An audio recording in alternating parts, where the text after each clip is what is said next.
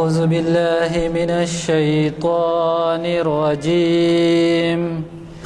بسم الله الرحمن الرحيم. إنا أرزنا الأمانة على السماوات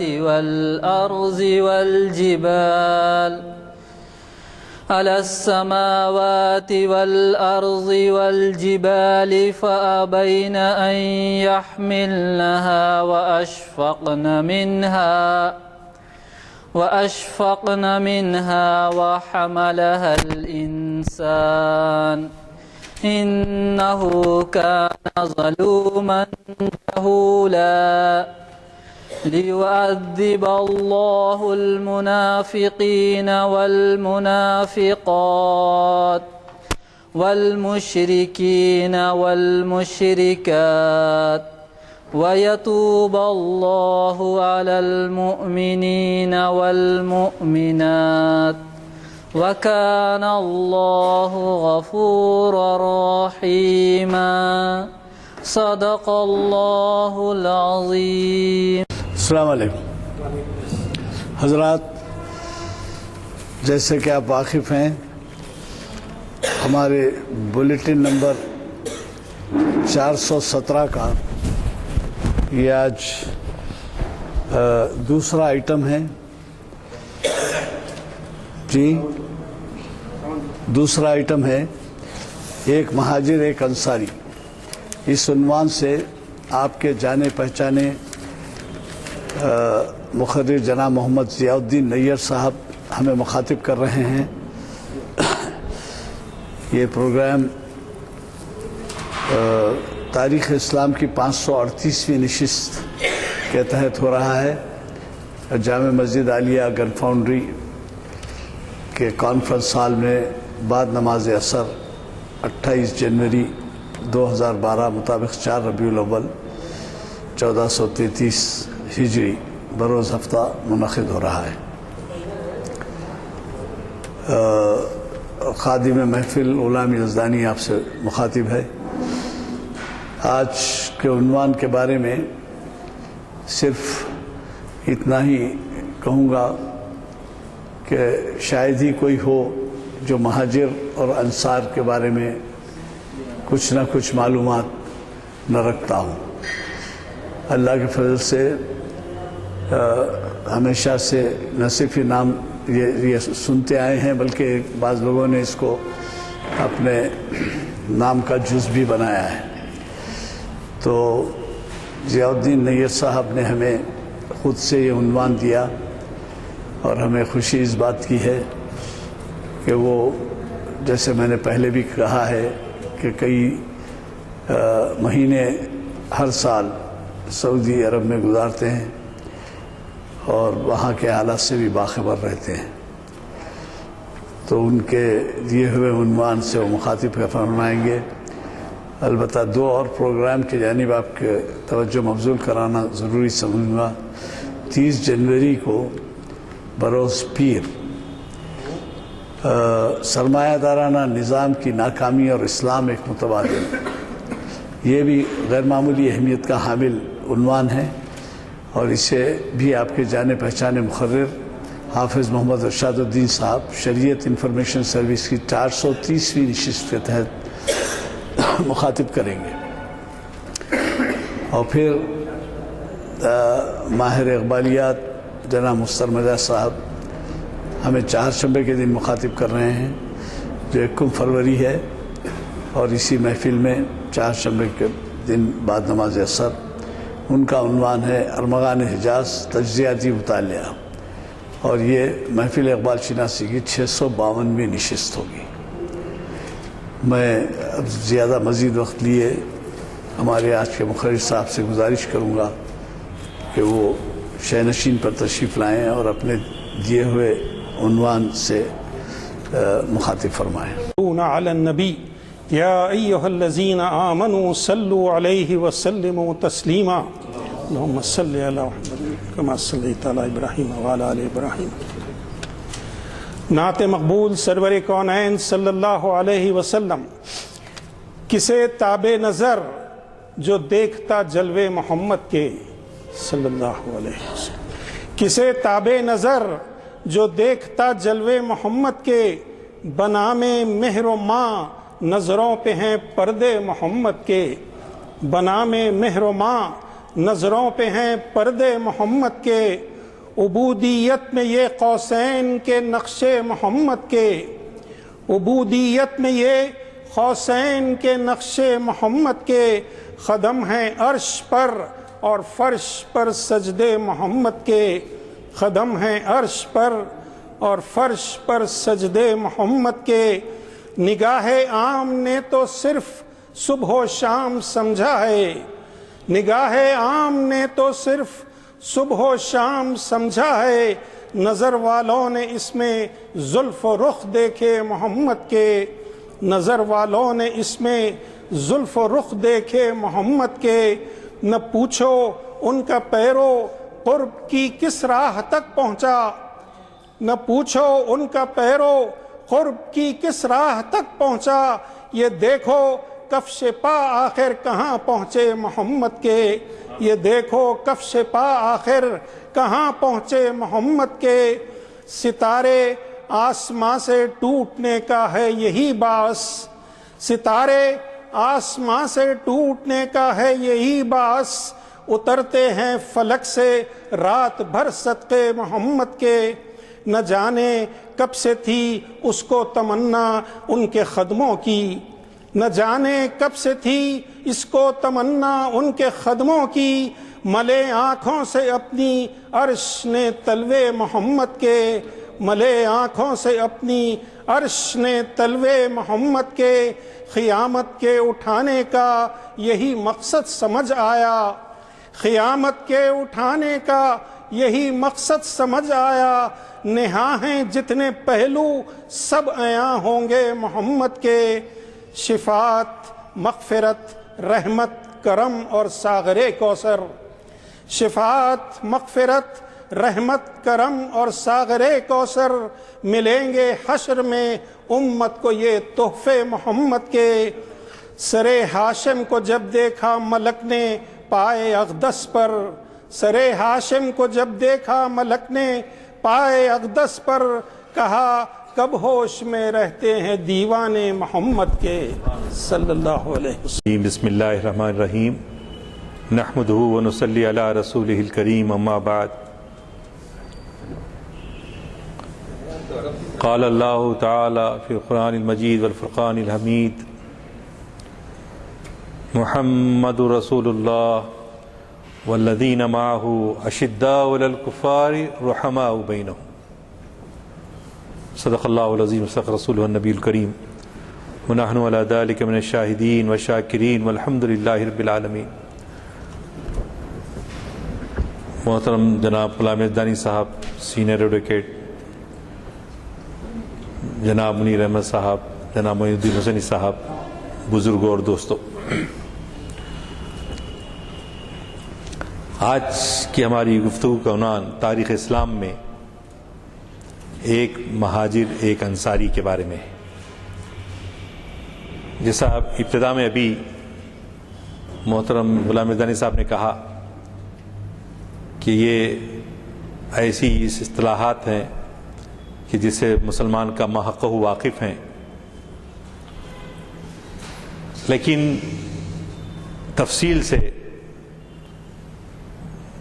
صحابہ کے بارے میں ہم لوگ معلومات نہیں رکھتے جیسے کہ رکھنی چاہیے۔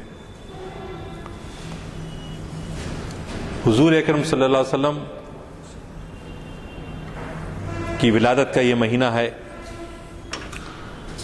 اور ہم محافل میلاد النبی، جلسہ سیرت نبوی صلی اللہ علیہ وسلم اس ماہ میں منعقد کرتے ہیں، سنتے ہیں، اور ساتھ ساتھ ہم کو یہ بھی دیکھنا ہے کہ صحابہ کو حضور اکرم صلی اللہ علیہ وسلم سے کتنا عشق تھا، اور حضور اکرم صلی اللہ علیہ وسلم کے مشن کو پائے تکمیل پہنچانے میں اعلاء کلمت اللہ کے لیے رسول اللہ صلی اللہ علیہ وسلم کے ساتھیوں نے جو قربانیاں دیں، جس ایثار سے کام لیا اس میں پوری تاریخ انسانی میں شاید مثال ملتی ہو، کوئی مثال نہیں ملتی، جو خصوصاً ہم لوگ تو سمجھ ہی نہیں سکتے۔ کیوں سمجھ نہیں سکتے؟ اس لیے سمجھ نہیں سکتے ہم مادی تہذیب کو دیکھ رہے ہیں آج کل۔ تو مادی تہذیب میں کیا ہوتا ہے، ابتدا میں تھوڑا سا جملے مترجہ آ رہا ہے، لیکن عرض کرنا ضروری اس لیے سمجھتا ہوں کہ وہ کردار، وہ کیریکٹر جو صحابہ اکرام رضوان اللہ تعالی علیہم اجمعین کا تھا، ہم کو اس سے مناسبت نہیں ہو سکتی۔ ایسا معلوم ہوتا ہے وہ کسی اور مٹی سے بنے تھے، ہم اور کسی مٹی سے بنے ہوئے۔ آج کی تہذیب کیا ہے؟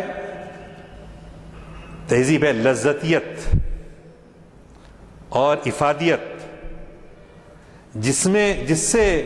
جس کام سے، جس شخصیت سے ہم کو استفادہ ہو سکتا ہے، فائدہ مل سکتا ہے، جس کام سے ہم کو لذت حاصل ہو سکتی ہے، اس کے سامنے ہم جھکتے ہیں، اس سے ہنس کے بات کریں گے۔ فار ایگزامپل کوئی آیا، ایک کوئی بڑے عہدیدار، ممبر آف پارلیمنٹ، منسٹر، کوئی بھی ایسے آئے تو ان سے امید وابستہ ہے کہ یہ ہمارے کچھ فائدہ پہنچا سکتے ہیں یا ہم کو نقصان پہنچا سکتے ہیں، ان کو ملا کے رکھنا۔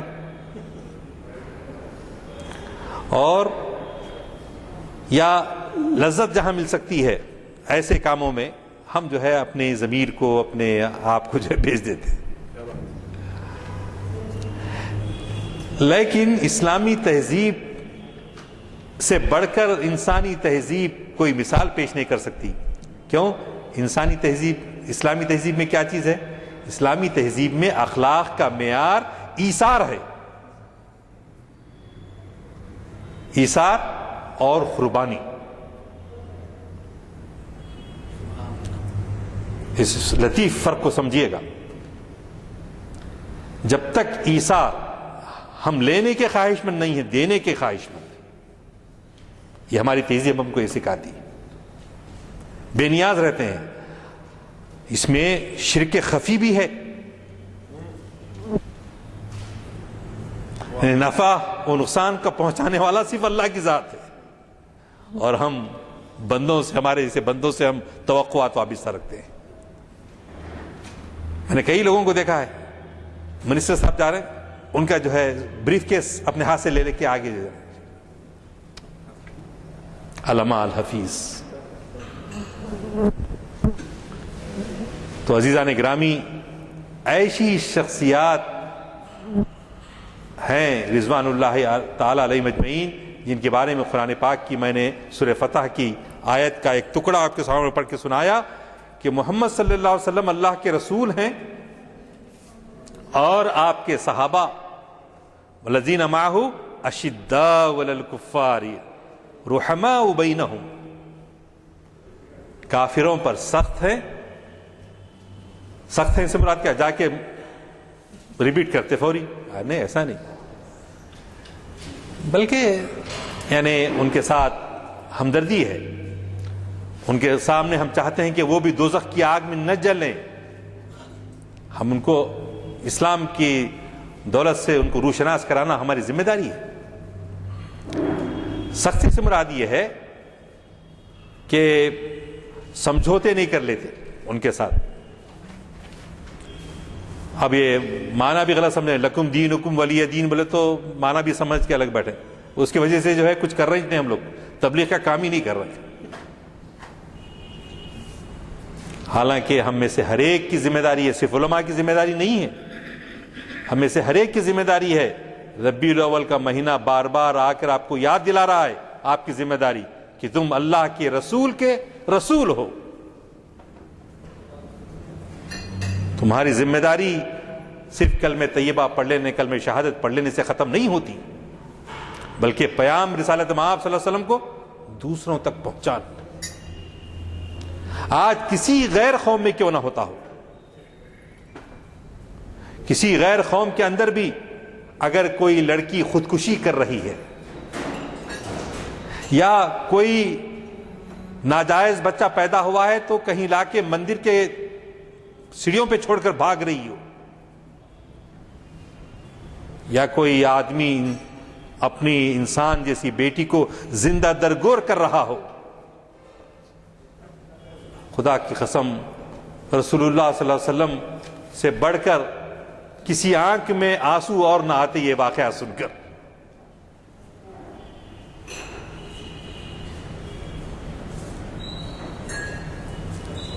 ہم کو کیا ہو گیا ہے؟ دنیا میں سب واقعات ہو رہے ہیں اور ہماری آنکھ نم نہیں ہوتی۔ اگر انسان ہیں، مسلمان تو دور کی بات ہے، ساری انسانیت میں بول رہا ہوں میں آپ کو، رسول اللہ صلی اللہ علیہ وسلم اس لیے محسن انسانیت ہے۔ ہم تقریریں تو کرتے ہیں بہت اچھے کہ محسن انسانیت صلی اللہ علیہ وسلم، لیکن اس کے تقاضے کیا ہیں؟ اس پیام کے علمبردار ہوتے ہوئے، ان کے عاشق ہوتے ہوئے، ہم جو ہے ہم میں کوئی ٹس سے مس ہو رہے ہیں؟ ہم ان واقعات پر ہم کو معلوم ہو رہا ہے کہ رسول اللہ نے انسانیت کو ان واقعات سے نجات دلائی تھی، کیا ہم اس سلسلے میں اپنا کوئی کنٹریبیوشن کر رہے ہیں؟ یہ خیر، بات کچھ آگے بڑھ گئی۔ آج کی گفتگو جو عنوان کے تعلق ہے، حضرت مصعب بن عمیر رضی اللہ تعالی عنہ مکے کے تھے، بعد میں وہ مہاجر ہوئے۔ سلسلہ نسب کے اعتبار سے دیکھیں گے آپ، قصی ابن کلاب جو رسول اللہ صلی اللہ علیہ وسلم کا بھی سلسلہ تھا، اس نسل میں جو ایک تھا عبد الدار، دار کہتے ہیں گھر کو، عبد کہتے ہیں غلام کو، تو وہ مکے کا جو گھر ہے کعبۃ اللہ شریف اللہ تعالیٰ کا، اس کے وہ عبد الدار تھے، بھائی بند تھے بنی ہاشم کے، لیکن صاحب اقتدار تھے، تو ان کی زیادہ چودراہٹ چلتی تھی اس زمانے میں، بنو ہاشم کو دباتے تھے۔ تو لیکن ایک مرتبہ ایسا آیا کہ دونوں قبیلوں میں جنگ ہو جاتی، لیکن صلح کرا دی گئی، صلح ہو گئی، اور عبد الدار نے بنی ہاشم کو سکھایا، اور وہ جیسا ہمارے پاس water resources, ministry of water resources, رفادہ to provide food to the pilgrims, یعنی آنے والے حاجیوں کو کھلانا پلانا، یہ جو ہے یہ دو شعبے عبد الدار نے بنو ہاشم کو دے دیے تھے۔ رسول اللہ صلی اللہ علیہ وسلم کی ولادت کے بعد اور آپ کی بعثت کے بعد آپ جانتے ہیں کہ آپ جو ہے دار ارقم میں، اب موجودہ جو حرم شریف کی جو عمارت ہے اس میں باب عبدالعزیز سے آپ داخل ہو جائیں اور رکن یمانی کی طرف آپ کا رخ ہو، تو مطاف آنے سے پہلے سیڑھیوں سے ذرا پہلے لیفٹ کو ہے وہ جگہ، اب وہ ایکسٹینشن میں آ گئی، وہاں دار ارقم میں حضور اکرم صلی اللہ علیہ وسلم درس دیتے تھے، لوگوں کو سمجھاتے تھے، دین بتاتے تھے، خاموشی سے کام ہو رہا تھا، اس لیے کہ آپ کو پہلے حکم دیا گیا تھا انذر عشیرتک الاقربین، آپ اپنے قرابت داروں کو ڈرائیے، اللہ سے، اللہ کا خوف دلائیے، آخرت کا خوف دلائیے۔ تو خاموشی سے جو ہے آپ تربیت کرتے تھے۔ انہی دنوں میں، ابتدائی دنوں میں حضرت مصعب بن عمیر بھی مشرف اسلام ہوئے۔ جیسے میں نے آپ نے کہا ان کا تعلق عبد الدار سے تھا اور حضور اکرم صلی اللہ علیہ وسلم کا تعلق بنی ہاشم سے تھا۔ عبد الدار کے ہونے کی وجہ سے ان کے ماں باپ بھی اچھے دولت مند تھے اس زمانے میں، اور ان کے بیٹے بھی بڑے ہی ہینڈسم، فیشنیبل، بال خوبصورت، وجیح، اور ساتھ ساتھ آپ کا لباس حریر کا باریک قسم کا لباس، اعلیٰ قسم کا، عمدہ قسم کا، یعنی فیشنیبل اس زمانے کے لحاظ سے ہی was up to date person. جی جی، اور ان کا جوتا حضرموت سے آتا تھا. اس زمانے میں جیسا ہم بولتے ہیں جرمنی کا جوتا پہن رہے صاحب، انہوں جرمنی کا ہے، یہ فلاں اسپین کا ہے. اب تو بہت آسان ہو گیا، آنا جانا کوئی مسئلہ نہیں. اس زمانے میں آپ حضرموت کا جو ہے جوتے کی بڑی ویلیو تھی. لوگ بولتے ارے وہ مصعب تو جو ہے یہ جوتا پہنتے ہیں. اس ناز و نعم میں پلا ہوا لڑکا اپنے ماں باپ کی اطلاع کے بغیر 27 سال کی عمر میں مشرف اسلام ہوا. اور آپ جانتے ہیں کہ ابتدائی دور میں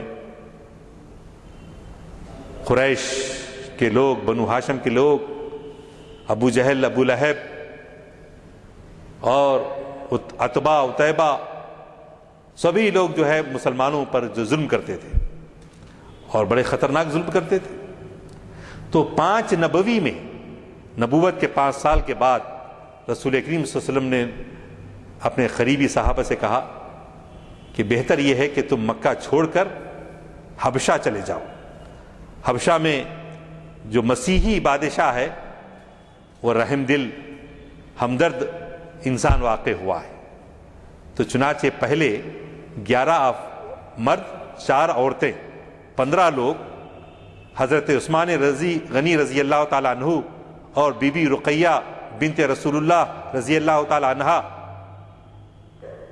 کی قیادت میں مکہ چھوڑ کر بحیر عرب کے ساحل سے ایک کشتی، وہاں پر جہاز تیار ملا، اس زمانے کے 5 درہم فی کس ادا کر کے حبشے کی طرف روانہ ہوئے.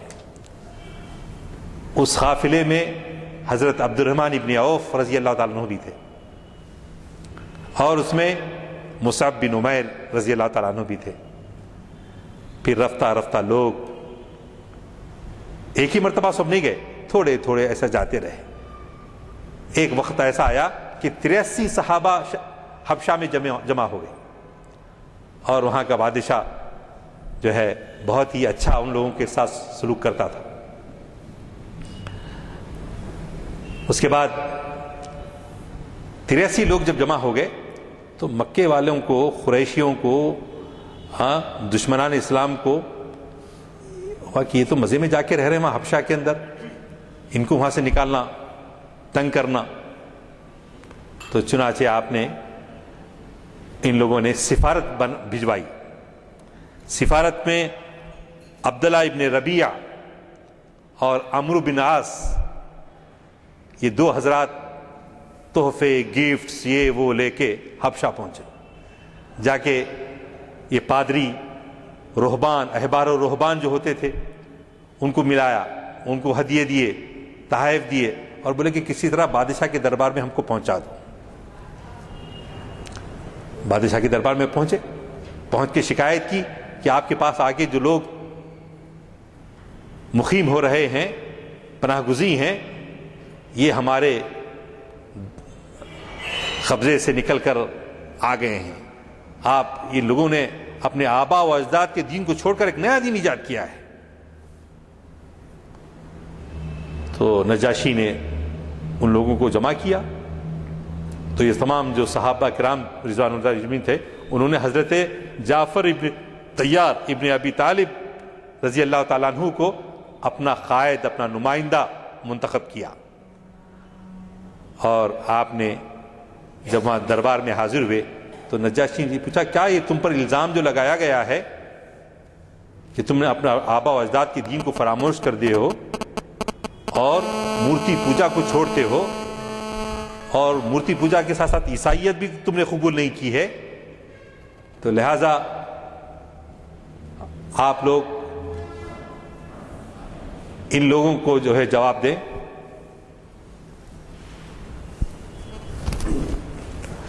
تو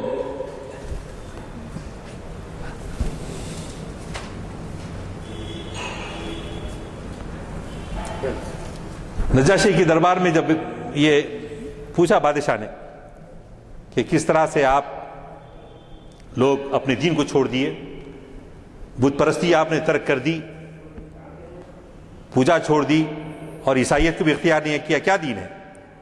حضرت جعفر طیار رضی اللہ تعالیٰ عنہ نے کہا ہم جاہل تھے، مردار کھاتے تھے، عورتوں پر ظلم کرتے تھے، غریبوں کو ستاتے تھے، زنا کرتے تھے،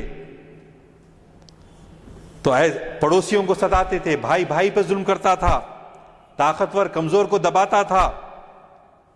ایسے حالات میں حضور اکرم صلی اللہ علیہ وسلم مکے میں پیدا ہو گئے، اور ہم نے ان کو بچپن سے دیکھا ہے، وہ کیسے خلیق ہیں، کیسے ہمدرد ہیں جی۔ تو انہوں نے کہا کہ میں اللہ کے رسول منتخب ہوا ہوں، اور قولو لا الہ الا اللہ وتفلحوا، لا الہ الا اللہ کہو اور فلاح پا جاؤ۔ تو لہٰذا وہ اسی بات کی تعلیم دیتے ہیں کہ کیا خونریزی آپس میں نہیں کی جانی چاہیے، یتیموں کا مال نہیں کھانا چاہیے، نیک اور شریف عورتوں پر بدنامی کا داغ عائد نہیں لگانا چاہیے، نماز پڑھنے، روزہ رکھنے اور خیر خیرات کرنے کی ہم کو تعلیم دی، مورتیوں کی پوجا سے ہم کو منع کیا۔ ہماری قوم جب رسول اللہ نے یہ دعوت دی تو رسول اللہ کی دشمن ہو گئی۔ تو اس نے کہا تم لوگ یہاں آرام سے رہ سکتے ہیں، اور بہت اچھی باتیں ہیں، تمہاری جو کتاب رسول اللہ پیش کرتے ہیں اس کو پڑھ کر تو سناؤ۔ تو کچھ آیتیں پڑھ کر سنائیں، اور محفل برخاست ہوئی، اور بادشاہ نے کہا کہ یہیں پر رہیں گے، واپس نہیں جائیں گے، ان کو واپس نہیں دیا جائے گا۔ تو عبداللہ ابن ربیعہ اور عمر ابن العاص نے شام میں پھر ان کو رات میں خیال سوجا ہم جا کے پھر ملیں گے، بلکہ یہ بولیں گے کہ تمہارا جو عقیدہ ہے کہ حضرت مسیح علیہ الصلاۃ والسلام اللہ کے بیٹے ہیں، اور نعوذ باللہ مریم پہ الزام لگایا آپ لوگوں کا عقیدہ مدر کا ہے، اور یہ لوگوں کا عقیدہ قرآن کچھ اور کہتا ہے۔ تو بادشاہ نے پھر پوچھا، دوبارہ دوسرے دن دربار لگا، دربار میں پوچھا تمہارے کیا عقائد ہیں؟ تو حضرت جعفر ابن طیار نے سورہ مریم کی وہ آیتیں پڑھ کر سنائیں، اور یہ بتایا کہ مسلمانوں کا صحیح عقیدہ کیا ہے۔ تو اس نے نجاشی نے یہ سن کر ایک تنکا اٹھایا، تنکا بولے تو اس کی حقیر معمولی سی چیز ہوتی ہے نا، اس کو تنکا بولتے، ایک تنکا اٹھا کر کہا کہ خدا کی قسم اس سے زیادہ نہ اس سے کم حضرت مسیح علیہ الصلوۃ والسلام تھے، جو قرآن کہتا ہے وہ صحیح ہے، قرآن اور انجیل کے جو سوتے ہیں وہ ایک ہیں۔ تو چنانچہ ان کافروں کو ناکامی ہوئی۔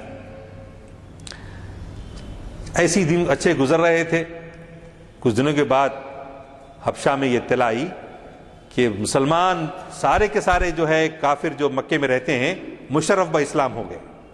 یہ بات پھیل گئی تو لوگ جو ہے نکل کر واپس لوٹے مکہ۔ مکے کے قریب آئے تو معلوم ہوا کہ یہ اطلاع غلط تھی، کچھ لوگ واپس چلے گئے، کچھ لوگ بولے نہیں ہم کو اب چلے جانا چاہیے۔ تو ان کی والدہ حضرت مصعب بن عمیر رضی اللہ تعالیٰ عنہ کی، جو بڑے ناز و نعم سے جن کو انہوں نے بڑا کیا تھا، پالا تھا، پوسا تھا، ویسے بھی ماں کی محبت چاہے وہ کسی مذہب میں ہو بیٹے سے غیر معمولی ہوتی ہے۔ تو چنانچہ انہوں نے اپنے بیٹے کو جانے نہیں دیا، بڑی کوشش کی اور کہا کہ تم اسلام کو چھوڑ دو۔ وہ بڑی اسلام کو پسند نہیں کرتی تھیں ان کی والدہ اور ان کے والد۔ تو پھر لیکن ماں کے احترام ضرور رکھا حضرت مصعب بن عمیر نے، لیکن اسلام سے واپس نہیں ہوئے، اسلام سے لوٹے نہیں۔ تو یہ 5 نبوی سے لے کر 11 نبوی تک کہ یہ حالات اس زمانہ تھا۔ اس کے بعد آپ جانتے ہیں کہ طائف کے سفر سے حضور اکرم صلی اللہ علیہ وسلم لوٹے تو بے نیل رام لوٹے تھے، طائف والوں نے اچھا سلوک نہیں کیا تھا، اسی زمانے میں حج کے ارادے سے 6 لوگ مدینے سے مکہ آئے۔ مینا کے قریب میں ایک عقبہ کی گھاٹی ہے، وہاں پر خاموشی سے چپکے سے رسول اللہ صلی اللہ علیہ وسلم سے ملاقات کی اور انہوں نے اسلام کو قبول کیا۔ پھر دوسرے برس وہ 6 جا کے اور 5 پرانے اور 6 نئے، 7 مل کے 12 لوگ جو ہے بھی دوسرے سال آئے اور وہی خاموشی سے رسول اللہ صلی اللہ علیہ وسلم کے ساتھ انہوں نے ملاقات کی، اسلام قبول کیا، اور جاتے ہوئے انہوں نے کہا کہ ہماری تربیت کے لیے، ہماری تعلیم کے لیے مدینے میں کوئی آپ مدرس کو بھیجیے گا، کوئی معلم کو بھیجیے گا۔ تو حضور اکرم صلی اللہ علیہ وسلم نے حضرت مصعب بن عمیر رضی اللہ تعالیٰ عنہ کو اپنا نائب رسول مقرر کر کے اس بیعت عقبہ ثانی کے وفد کے ساتھ مدینہ روانہ کیا۔ یہ بہت بڑا اعزاز حاصل ہوا، کس کو؟ حضرت مصعب بن عمیر رضی اللہ تعالیٰ عنہ۔ تو عزیزان گرامی، مصعب بن عمیر جب 12 افراد کے ساتھ مدینہ گئے تو مدینے میں حضرت ابو امامہ اسد بن زرارہ رضی اللہ تعالیٰ عنہ انصاری کے مکان مہمان ہوئے، اور آپ قرآن کے بھی حافظ تھے، اور جو صحبت رسول اللہ صلی اللہ علیہ وسلم سے آپ کو دار ارقم میں خاص طور سے میسر ہوئی تھی، اس کی روشنی میں آپ نے مدینے میں اسلام کی تبلیغ شروع کی۔ رسول اللہ ان کے حق میں صلی اللہ علیہ وسلم مکے میں دعا کرتے ہوں گے۔ اب اسلام 2 جگہوں پر تھا، مکے میں اور مدینے میں۔ مدینے میں 12 افراد سے نکل کر اور اضافہ ہوتے جا رہا تھا، اور مکے میں تو خود رسول اللہ صلی اللہ علیہ وسلم کی نگرانی میں، کی قیادت میں جو ہے اسلام پھیل رہا تھا۔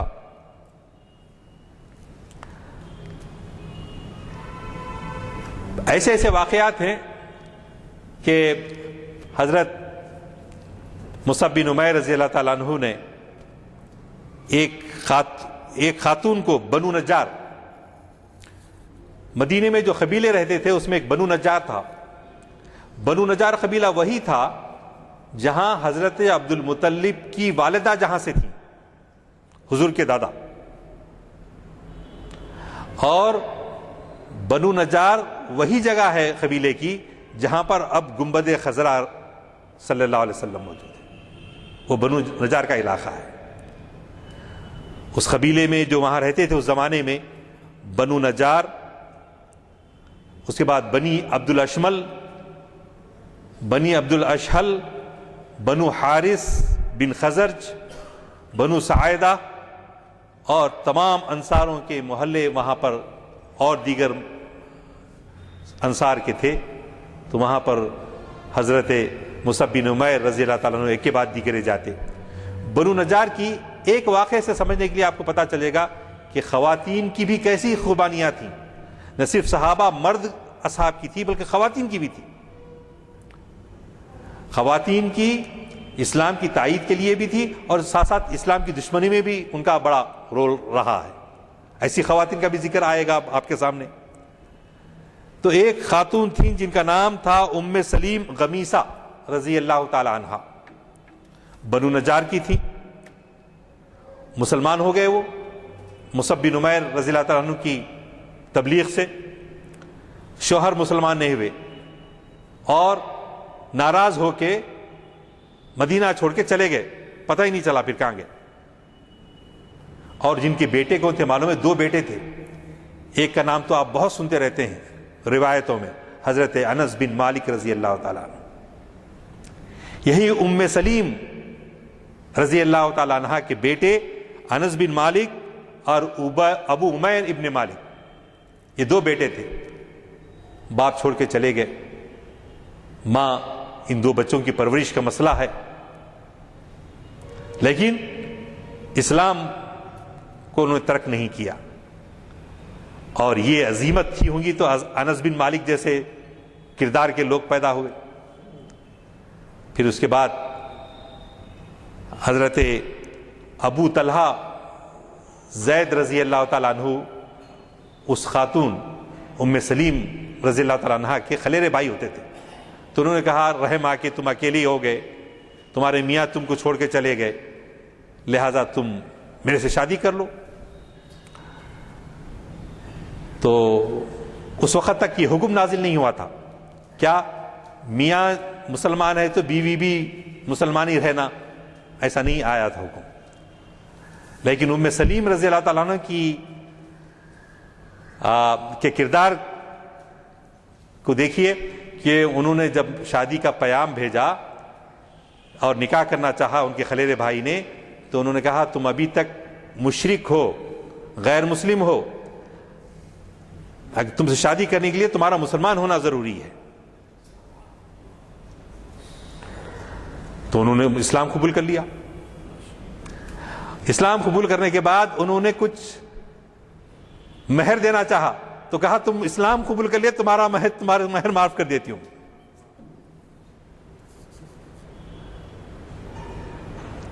یہ اسلام, ہم یہ مال و دولت دنیا, یہ رشتہ و پیوند, اسی پہ تولتے ہیں, اسی پہ تولتے ہیں سب. اور وہاں اسلام, ایمان, احسان, یہ ویلیوز تھیں اس زمانے میں. تو چنانچہ اس کے بعد وہ ان سے شادی بھی ہوئی ام سلیم سے. ابھی عبد الاشہل جو قبیلہ تھا اس میں سعد بن معاذ رضی اللہ تعالیٰ عنہ وہاں کے لیڈر تھے, اور اسید بن حذیر رضی اللہ تعالیٰ عنہ بڑے صحابہ ہیں. ان لوگوں کو بھی جب مصعب بن عمیر نے جب اسلام بھیجا, اسلام پیش کیا, تو پہلے ایسے ہی شدید تھے وہ لوگ جیسے حضرت عمر رضی اللہ تعالیٰ عنہ پہلے شدید تھے. جیسا انہوں نے اپنی بہن کو مارا تھا مکے میں, تو یہ لوگ بھی بڑے شدید تھے. لیکن حضرت مصعب بن عمیر کا تبلیغ کا انداز جو تھا, حکمت کے ساتھ, محبت کے ساتھ, جی, اور کتنی تنہائی میں اللہ سے ناز و نیاز ہوتے ہوں گے کہ اللہ میری زبان میں برکت دے, تاثیر دے, جی, وہ کیفیت, وہ تڑپنا. تو وہی وہ چیز تھی کہ اسلام کو بڑی تیزی کے ساتھ مدینے میں فروغ حاصل ہونے لگا. اللہ تعالیٰ کیسے کیسے ان انبیاء, ان صحابہ کے مرتبوں کو رکھا ہے, آپ کو معلوم ہے یا نہیں معلوم؟ کچھ لوگ جان سکتے ہیں, سب لوگ بھی جان سکتے ہیں کہ جمعہ کا سب سے پہلے نماز کا خیال کس کو آیا معلوم ہے؟ حضرت مصعب بن عمیر رضی اللہ عنہ. اسلام میں نماز جمعہ کا خیال سب سے پہلے حضور اکرم صلی اللہ علیہ وسلم کو مدینے سے مکے کو خط لکھ کر انہوں نے اطلاع دی کہ یہاں پر یہود رہتے ہیں, حبشہ میں مسیحی رہتے ہیں, تو ان کے پاس سیٹرڈے ہے اور ان کے پاس سنڈے ہے. سیٹرڈے یہودیوں کے پاس ہے, سنڈے کرسچنز کے پاس ہے. ہمارا بھی مسلمانوں کا بھی کوئی ایک دن ہونا چاہیے ہفتے میں, یہ لکھ کر بھیجا. تو حضور اکرم صلی اللہ علیہ وسلم نے کہا ہاں ان دونوں کے اوقات سے ہٹ کر تم کوئی وقت مقرر کرو. تو چنانچہ آپ نے جمعہ کا انتخاب کیا. قرآن میں جمعہ کے بارے میں آیت اللہ کی بعد میں نازل ہوئی, لیکن سب سے پہلے خیال حضرت مصعب بن عمیر کو آیا, اور جو اپنے پیارے بندے کے دل میں جو خیال آتا ہے اللہ اس کے مرتبے کو ایسے بلند کر دیتا ہے. اور پہلی جمعہ کی نماز حضرت سعد بن خشیمہ انصاری جو بدر میں شہید ہوئے تھے ان کے مکان میں پڑھا گیا, اور اس میں 12 لوگ شریک ہوئے تھے پہلے جمعہ میں. امامت مصعب بن عمیر کی, مکان سعد بن چشمہ انصاری کا, 12 صحابہ اس میں شریک ہوئے. اور مدینے میں پہلی نماز جمعہ منعقد کرنے کے بعد امامت آپ نے فرمائی. امامت کے بعد پہلے جمعہ کے بعد کیا ہوا معلوم ہے؟ ایک بکری کو ذبح کیا گیا، طعام کا انتظام بھی کیا گیا.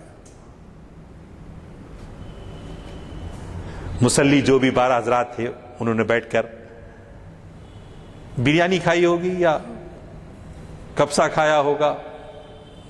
بہرحال ایک تاریخی روایات جو ہے. اس کے بعد تیسرے سال، پہلے سال 6 لوگ گئے، دوسرے سال 12 لوگ گئے، تیسرے سال 72 لوگ. ماشاءاللہ کتنی تیزی سے اسلام جو ہے مدینے میں پھیل رہا ہے.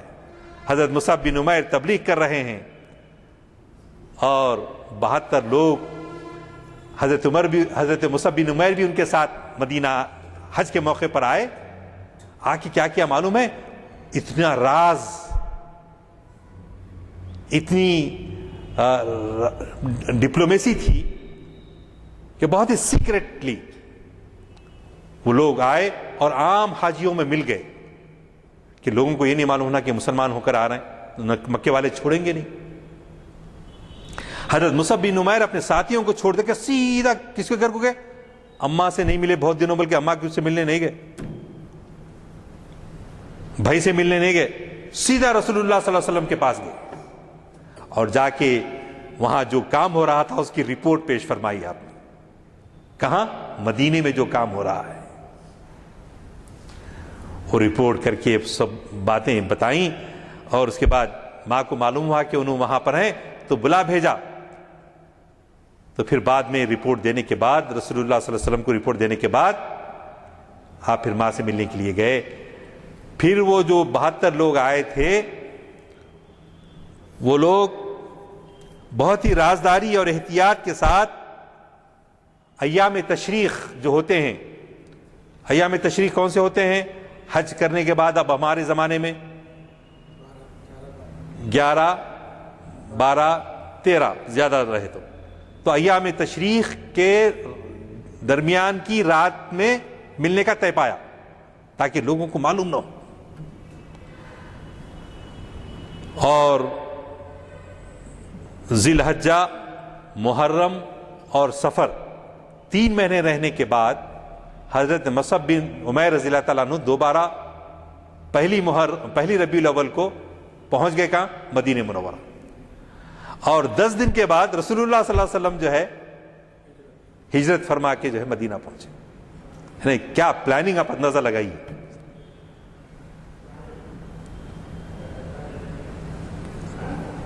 اور مدینہ پہنچنے کے بعد آپ جانتے ہیں کہ بنو نجار کی لڑکیوں نے طلع البدر علینا من ثنیات الوداع سب خیر مقدم کیا جی. اور حضرت حضور اکرم صلی اللہ علیہ وسلم نے کیا کیا؟ مدینہ پہنچنے کے بعد چونکہ مہاجر آئے تھے، ان کے گھر بار سب مکے میں رہ گیا تھا، تو یہاں انصاری کو جو ہے بھائی بھائی بنایا تھا. تو حضرت ایوب انصاری رضی اللہ تعالیٰ عنہ حضور اکرم صلی اللہ علیہ وسلم کے میزبان تھے، میزبان رسول تھے، جن کا مزار استنبول میں ہے، ترکی میں ہے. 80 سال کی عمر میں جہاد کرنے گئے تھے اور وہاں جا کے شہید ہوئے. تو وہیں ایوب انصاری رضی اللہ تعالیٰ عنہ کے مکان میں مصعب بن عمیر کو بھی رکھا گیا. ان کو بھی مواخات ملی، برادرانہ تعلقات ہوئے ان سے. اور آپ نے دیکھا 8 ماہ تک انہوں نے ان کو فی سبیل اللہ، ساری برادری کیا ہے؟ الاخوان فی الاسلام، الاخوان بردرہڈ، اسلامک بردرہڈ، جو خونی رشتوں سے زیادہ قوی تھی.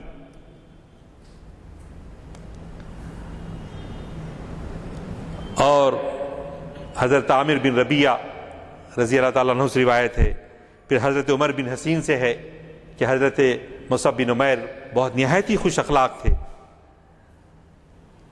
غزوہ بدر میں جو جھنڈا لے کے گئے، حضور اکرم صلی اللہ علیہ وسلم کا سب سے بڑا جھنڈا جو فلیگ ہوتا تھا حضرت مصعب بن عمیر کے ہاتھوں میں تھا.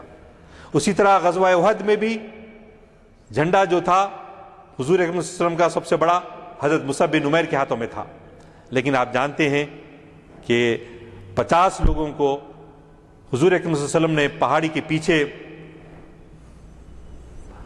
رکنے کے لیے کہا تھا، یہاں تک کہ ہم کو کامیابی ہو جائے اور دشمن بھاگ بھی جائے تو وہاں سے نہ ہٹنے کے لیے کہا تھا.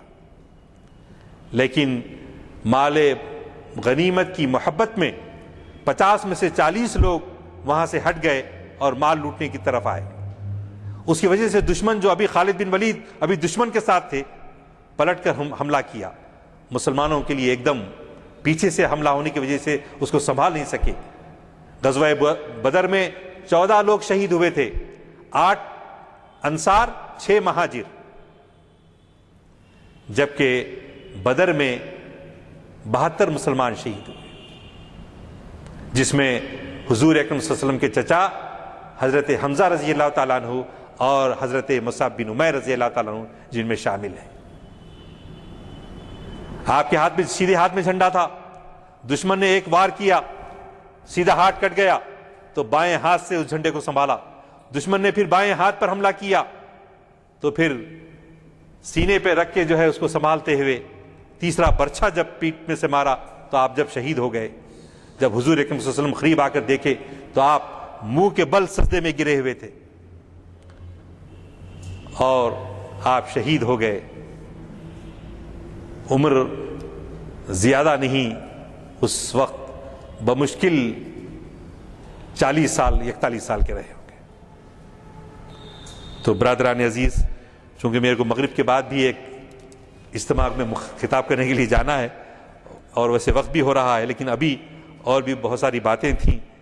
اس وقت بھی جب ابن قمیہ اللیثی حملہ آور ہوا جو قاتل تھا، اس وقت جو آیت حضرت مصعب بن عمیر کے زبان پر تھی، وَمَا مُحَمَّدٌ إِلَّا رَسُولٌ قَدْ خَلَتْ مِن قَبْلِهِ الرُّسُلُ أَفَمَّا مَاتَ أَوْ قُتِلَ انقلبتم عَلَىٰ أَعْقَابِكُمْ وَمَن يَنقَلِبْ عَلَىٰ عَقِبَيْهِ فَلَن يَضُرَّ اللَّهَ شَيْئًا. محمد صلی اللہ علیہ وسلم اللہ کے رسول ہیں اور ان سے پہلے اللہ کے رسول گزر چکے ہیں. اگر وہ انتقال فرما جائیں یا قتل ہو جائیں تو کیا تم الٹے پاؤں لوٹ جاؤ گے اور الٹے پاؤں پلٹ جاؤ گے؟ ہرگز اللہ کا، اگر تم پلٹ بھی گئے تو اللہ کا کوئی نقصان نہیں بگاڑ سکتا.